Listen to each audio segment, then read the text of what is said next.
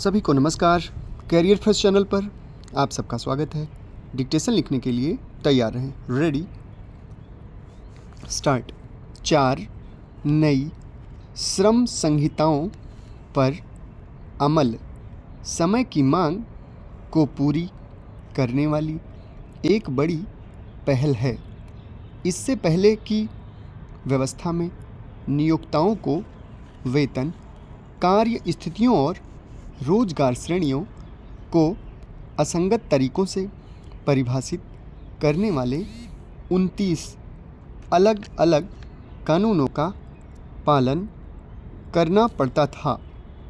उनके स्थान पर नई संहिताओं में कानूनों को सुगम बनाया गया है।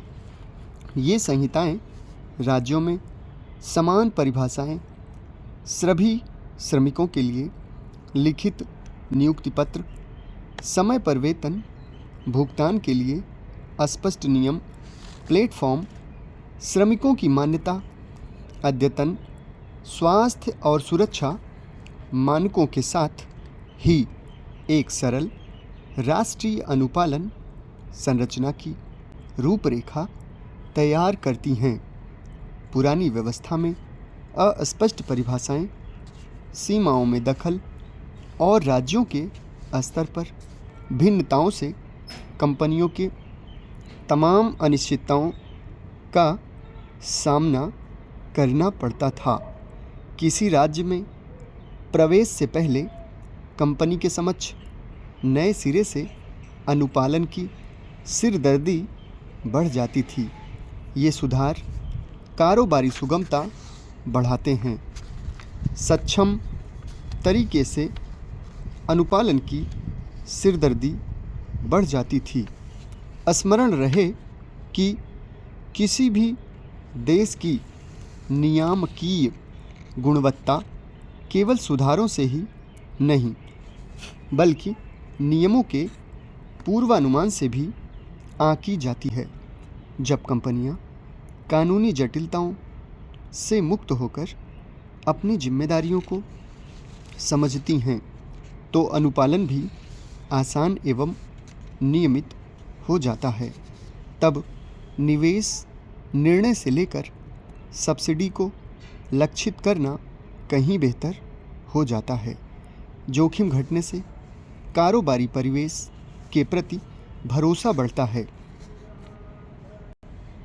मान्यता है कि शिक्षा और समृद्धि के साथ असमानता और संकीर्णता का भाव तिरोहित हो जाता है। लेकिन अपेक्षाकृत समृद्ध और शिक्षित महाराष्ट्र, कर्नाटक और तमिलनाडु में जिस तरह भाषाई असहिष्णुता फैल रही है, उससे यह मान्यता गलत साबित होती दिख रही है। ताज़ा मामला महाराष्ट्र के कल्याण का है, जहां एक नौजवान ने इसलिए अपनी जीवन लीला खत्म कर ली क्योंकि उसे हिंदी बोलने के लिए अपमानित किया गया। लोकल ट्रेन से कॉलेज जाते वक्त सहयात्री से संवाद के लिए हिंदी के कुछ लफ्ज़ों का इस्तेमाल कुछ मराठी भाषियों को इतना नागवार गुजरा, उन्होंने उस पर थप्पड़ों की बारिश कर दी। इससे आहत नौजवान ने घर लौटकर आत्महत्या कर ली। यह नौजवान मराठी भाषी ही था। क्या हिंदी बोलना इतना बड़ा गुनाह हो गया कि किसी को सरेआम अपमानित किया जाए, पीटा जाए?